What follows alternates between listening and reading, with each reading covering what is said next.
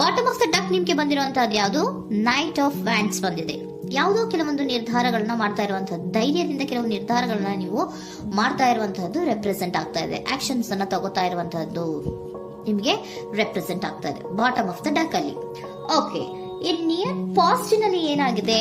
ನಿಮ್ಮ ಲವ್ ಲೈಫಿನ ವಿಚಾರವಾಗಿದ್ರೆ ದ ಫೂಲ್ ಕಾರ್ಡ್ ರೆಪ್ರೆಸೆಂಟ್ ಆಗಿದೆ. ತುಂಬಾನೇ ಚೆನ್ನಾಗಿದೆ, ಜಾಯ್ಫುಲ್ ಆಗಿತ್ತು, ಬಿಗಿನಿಂಗ್ ತುಂಬಾ ಚೆನ್ನಾಗೇ ಇದೆ. ಕಾರ್ಡ್ ಬಂದಿರುವಂತಹದ್ದೇನು? ವೀಲ್ ಆಫ್ ಫಾರ್ಚೂನ್ ಬಂದಿದೆ. ಸೊ ನಿಮ್ಮ ಲವ್ ಲೈಫಿನ ವಿಚಾರವಾಗಿ ನೀವು ಕೆಲವೊಂದು ಬದಲಾವಣೆಗಳನ್ನ ನೀವು ಮಾಡ್ಕೊಂಡಿರುವಂತಹದ್ದು ಇಲ್ಲಿ ರೆಪ್ರೆಸೆಂಟ್ ಆಗ್ತಾ ಇದೆ. ಕ್ವೀನ್ ಆಫ್ ಕಪ್ಸ್ ಏನನ್ನ ರೆಪ್ರೆಸೆಂಟ್ ಮಾಡುತ್ತೆ? ಸೊ ಕ್ವೀನ್ ಆಫ್ ಕಪ್ಸ್ ನೀವು ಯಾಕೆ ಬದಲಾವಣೆಗಳನ್ನ ಮಾಡ್ಕೊಂಡಿದ್ದೀರಾ? ಕೆಲವೊಂದು ರೀತಿಯ ಸ್ಟೇಬಲ್ ಇರಬೇಕು, ಬಹಳ ಕೇರ್ ಅನ್ನ ಮಾಡ್ತಾ ಇರುವಂತಹದ್ದು, ಲವ್ ಲೈಫಿನ ವಿಚಾರವಾಗಿ ಬಹಳಷ್ಟು ಇಂಟ್ರೆಸ್ಟ್ ಅನ್ನ ತಗೊಂಡಿರುವಂತಹದ್ದು ನಿಯರ್ ಪಾಸ್ಟ್ ನಲ್ಲಿ ರೆಪ್ರೆಸೆಂಟ್ ಆಗ್ತಾ ಇದೆ. ಓಕೆ, ಎಟ್ ಪ್ರೆಸೆಂಟ್ ನಲ್ಲಿ ಯಾಕೋ ನಿಮ್ಮಲ್ಲಿ 2 ಆಪ್ಷನ್ಸ್ ಗಳು ಇರುವಂತಹದ್ದು ರೆಪ್ರೆಸೆಂಟ್ ಆಗ್ತಾ ಇದೆ. ಯಾಕೋ 2 ಆಲೋಚನೆಗಳನ್ನ ನೀವು ಮಾಡ್ತಾ ಇರುವಂತಹದ್ದು ಅಟ್ ಪ್ರೆಸೆಂಟ್ ನಲ್ಲಿ ರೆಪ್ರೆಸೆಂಟ್ ಆಗ್ತಾ ಇದೆ. 2 ಆಯ್ಕೆಗಳು ನಿಮ್ಮಲ್ಲಿ ಇರುವಂತಹದ್ದು, 2 ಆಲೋಚನೆಗಳನ್ನ ಮಾಡ್ತಾ ಇರುವಂತಹದ್ದು, ಏನೋ ಒಂದು ರೀತಿಯ ಕನ್ಫ್ಯೂಷನ್ಸ್ ಅಲ್ಲಿ ಇರುವಂತಹದ್ದು ನಿಮ್ಮ ಲವ್ ಲೈಫ್ ನ ವಿಚಾರವಾಗಿ ರೆಪ್ರೆಸೆಂಟ್ ಆಗ್ತಾ ಇದೆ. ಓಕೆನಾ? ಸೆಕೆಂಡ್ ಕಾರ್ಡ್ ಯಾವ್ದು ಬಂದಿದೆ? 10 ಆಫ್ ಕಪ್ಸ್ ಬಂದಿದೆ. ಸೊ 10 ಆಫ್ ಕಪ್ಸ್ ನಿಮ್ಗೆ ಫುಲ್ಫಿಲ್ಮೆಂಟ್ ಇರುತ್ತೆ, ಸಮಾಧಾನ ಇರುತ್ತೆ, ಖುಷಿಯಾಗಿರುತ್ತೆ ಅನ್ನೋದು ನೀವು ಆಲೋಚನೆಯನ್ನ ಮಾಡಿದ್ರಿ. 2 ಆಯ್ಕೆಗಳಲ್ಲಿ ಯಾವ್ದನ್ನ ಸೆಲೆಕ್ಟ್ ಮಾಡಬೇಕು? ಸೆಲೆಕ್ಟ್ ಅನ್ನ ಮಾಡ್ಕೊಂಡ್ರೆ ನನಗೆ ಖುಷಿಯಾಗಿರುತ್ತೆ, ಸಮಾಧಾನ ಆಗುತ್ತೆ ಅನ್ನೋಂತ ಯೋಚನೆಯನ್ನ ಒಂದು ಸಾರಿ ಮಾಡಿದ್ರೆ, ಇದರ ಮತ್ತೊಂದು ಸಾರಿ ನೀವೇನ್ ಅನ್ಕೋತೀರಾ? ಏನಾದ್ರು ನನಗೆ ಇದರಿಂದ ಮೋಸ ಆಗುತ್ತಾ, ಅಥವಾ ಇದರಿಂದ ನನಗೇನಾದ್ರು ತೊಂದರೆ ಆಗುತ್ತಾ, ನಾನು ರಕ್ಷಣೆ ಮಾಡ್ಕೋಬೇಕಾಗತ್ತಾ ಅನ್ನೋಂತಹ ಆಲೋಚನೆಯನ್ನು ಕೂಡ ನೀವು ಮಾಡುವಂತದ್ದು ರೆಪ್ರೆಸೆಂಟ್ ಆಗ್ತಾ ಇದೆ. ಯಾಕೋ ನಿಮ್ಮಲ್ಲಿ ಸಮಾಧಾನ ಇಲ್ಲ, ಕನ್ಫ್ಯೂಷನ್ಸ್ ಇದೆ, 2 ಆಯ್ಕೆಗಳು, ಯಾವ ನಿರ್ಧಾರವನ್ನ ಮಾಡ್ಬೇಕು ಗೊತ್ತಾಗ್ತಿಲ್ಲ. ಸೊ ಅದಕ್ಕೆ ನೋಡಿ, ನೀವು ಬೇಜಾರಿನಿಂದ ಮೂವಿಂಗ್ ಆನ್, ಬದಲಾವಣೆ ಆಗ್ತಾ ಇರುವಂತಹದ್ದು ರೆಪ್ರೆಸೆಂಟ್ ಆಗ್ತಾ ಇದೆ. ಚೇಂಜಸ್ ಅನ್ನ ಮಾಡ್ಕೋತಾ ಇರುವಂತಹದ್ದು ಇಲ್ಲಿ ಪ್ರೆಸೆಂಟ್ ನಲ್ಲಿ ರೆಪ್ರೆಸೆಂಟ್ ಆಗ್ತಾ ಇದೆ. ಯಾಕೋ ಬೇಜಾರಿನಿಂದ ಕೆಲವೊಂದು ರೀತಿಯ ಬದಲಾವಣೆಗಳನ್ನ ನೀವು ಮಾಡ್ಕೋತಾ ಇರುವಂತಹದ್ದು 6 ಆಫ್ ಸೋರ್ಟ್ಸ್ ಅಲ್ಲಿ ರೆಪ್ರೆಸೆಂಟ್ ಆಗ್ತಾ ಇದೆ. ನೀವು ಈ 6 ಆಫ್ ಸೋರ್ಟ್ಸ್ ಮತ್ತೆ ಏನನ್ನ ರೆಪ್ರೆಸೆಂಟ್ ಮಾಡುತ್ತೆ ಅಂದ್ರೆ, ನಾನು ಲವ್ ಲೈಫಿನ ವಿಚಾರವಾಗಿ ಒಂದು ಬೆಟರ್ ಆಪ್ಷನ್ಸ್ ಅನ್ನ ಸೆಲೆಕ್ಟ್ ಮಾಡ್ಕೋಬೇಕು ಅನ್ನುವಂತಹ ಆಲೋಚನೆಯನ್ನ ಮಾಡ್ತಾ ಇರುವಂತಹದ್ದು ರೆಪ್ರೆಸೆಂಟ್ ಆಗ್ತಾ ಇದೆ. ಓಕೆನಾ?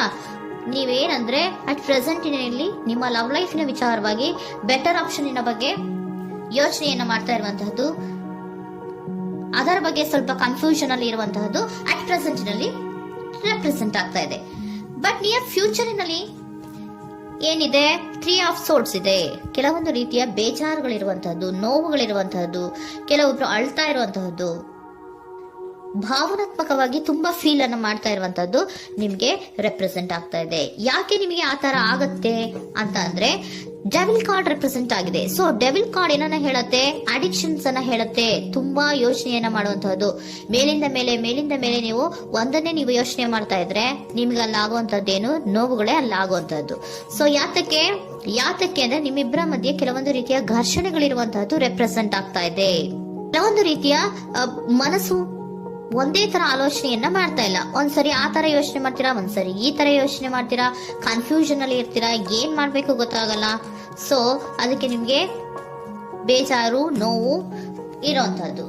ಮತ್ತೆ ನೆಕ್ಸ್ಟ್ ಕಾರ್ಡ್ ಬಂದಿರುವಂತದ್ದೇನು? 5 ಆಫ್ ಪ್ಯಾಂಟಿಕಲ್ಸ್ ಬಂದಿದೆ. ಸೊ 5 ಆಫ್ ಪ್ಯಾಂಟಿಕಲ್ಸ್ ಏನು? ತುಂಬಾ ಇದು ಕೂಡ ತುಂಬಾ ಬೇಜಾರಿನಲ್ಲೇ ಇರುವಂತಹದ್ದು, ಫೀಲಿಂಗ್ ಲೆಫ್ಟ್ ಔಟ್ ಆಗ್ತಾ ಇರುವಂತಹದ್ದು, ರೀತಿಯ ಒಂದು ಬ್ಯಾಡ್ ಸಿಚುಯೇಷನ್ ಅಲ್ಲಿ ಇರುವಂತಹದ್ದು, ಅಂದ್ರೆ ಯಾವಾಗ್ಲೂ ನೋವು ಪಡ್ತಾ ಇರುವಂತದ್ದು, ಯಾವಾಗ್ಲೂ ಯೋಚನೆ ಮಾಡ್ತಾ ಇರುವಂತಹದ್ದು ಇಮಿಡಿಯೇಟ್ ಫ್ಯೂಚರಿನಲ್ಲಿ ಈ ರೀತಿ ರೆಪ್ರೆಸೆಂಟ್ ಓಕೆನಾ? ಸೊ ದ ಮೂನ್ ಕಾರ್ಡ್ ಏನನ್ನ ರೆಪ್ರೆಸೆಂಟ್ ಮಾಡುತ್ತೆ ಅಂದ್ರೆ, ರಿಯಾಲಿಟಿಯ ಕಡೆಗೆ ಹೆಚ್ಚು ಗಮನ ಕೊಡದೇ ಇರುವಂತಹದನ್ನ ರೆಪ್ರೆಸೆಂಟ್ ಮಾಡುತ್ತೆ. ಓಕೆನಾ?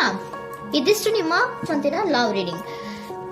ನೆಕ್ಸ್ಟ್ ಏಂಜಲ್ ಗೈಡೆನ್ಸ್ ನಿಮ್ಗೆ ಏನ್ ಕೊಡ್ತಾರೆ ಅನ್ನೋದನ್ನ ನೋಡೋಣ. ನೋ ಅನ್ನೋಂತ ಆನ್ಸರ್ ಅನ್ನ ಕೊಡ್ತಾ ಇದ್ದಾರೆ.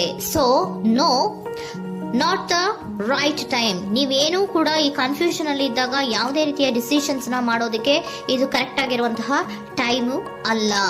Perfect timing. So perfect timing ಅನ್ನ ಬಂದಾಗ ನೀವು ಕೆಲವೊಂದು ರೀತಿಯ ಡಿಸಿಷನ್ಸ್ ಅನ್ನ ಮಾಡ್ಬೇಕಾಗತ್ತೆ. ಯಾವಾಗ ಅಂದ್ರೆ ನೀವು ಮನಸ್ಥಿತಿಯನ್ನ ನೀಟಾಗಿ ಇಟ್ಕೊಂಡಾಗ, ಕೆಲವೊಂದು ರೀತಿಯ ಕನ್ಫ್ಯೂಷನ್ಸ್ ಇಂದ ನೀವು ಆಚೆ ಬಂದಾಗ, ಯಾವಾಗ ನೀವು ಕ್ಲಿಯರ್ ಥಿಂಕಿಂಗ್ ಅನ್ನ ಮಾಡ್ತೀರಾ ಅದು ಪರ್ಫೆಕ್ಟ್ ಟೈಮಿಂಗ್. ಸೊ ಆಗ ನಿಮ್ಗೆ ಕೆಲವೊಂದು ರೀತಿಯ ಫರ್ಗಿವ್ನೆಸ್ ಅನ್ನೋದು ಇರುತ್ತೆ ಅನ್ನೋದನ್ನ ಏಂಜಲ್ ಗೈಡೆನ್ಸ್ ನಿಮ್ಗೆ ಹೇಳ್ತಾ ಇದ್ದಾರೆ. ಸೊ ಹಾಗಿದ್ರೆ ಸರೆಂಡರ್ ಕಾರ್ಡ್ಗಳು ನಿಮ್ಗೆ ಏನ್ ಹೇಳುತ್ತಾರೆ ಅನ್ನೋದನ್ನ ನೋಡೋಣ. Surrender to your soul path.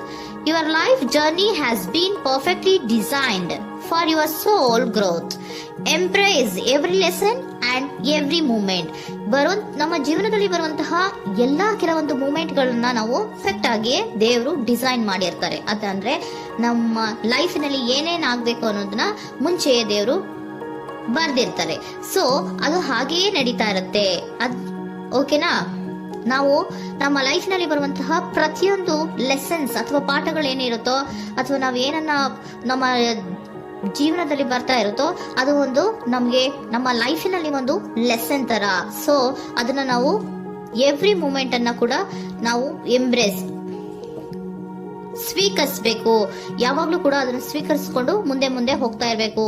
ಪ್ರತಿ ನಿಮಿಷವೂ ಕೂಡ ಒಂದೊಂದು ರೀತಿಯ ನಮ್ಗೆ ಪಾಠ ಇದ್ದ ಹಾಗೆ ಅಂತ ಹೇಳ್ತಾ ಇದ್ದಾರೆ. Surrender unhealthy relationship. Surrender unhealthy relationship. Let go a relationship that don't serve you, including unavailable or toxic people. You deserve to be treasured by others and to be surrounded by positive people. Unhealthy relationship ನ ಕಡೆಗೆ ಹೆಚ್ಚು ಗಮನವನ್ನ ಕೊಡಬೇಡಿ. ಈ toxic people ನ ಕಡೆಗೆ ಹೆಚ್ಚು ಗಮನವನ್ನ ಕೊಡಬಾರ್ದು. So ಯಾವಾಗ್ಲೂ ನಾವು ಪಾಸಿಟಿವ್ ಆಗಿ ಥಿಂಕ್ ಮಾಡುವಂತಹ, ಪಾಸಿಟಿವ್ ಆಗಿ ಆಲೋಚನೆ ಮಾಡುವಂತಹ ಜನಗಳ ಜೊತೆಯಲ್ಲಿಯೇ ನಾವು ಹೆಚ್ಚು ಇರಬೇಕು ಅನ್ನೋದನ್ನ ನಿಮ್ಗೆ ಸರೆಂಡರ್ ಕಾರ್ಡ್ ಹೇಳ್ತಾ ಇದ್ದಾರೆ.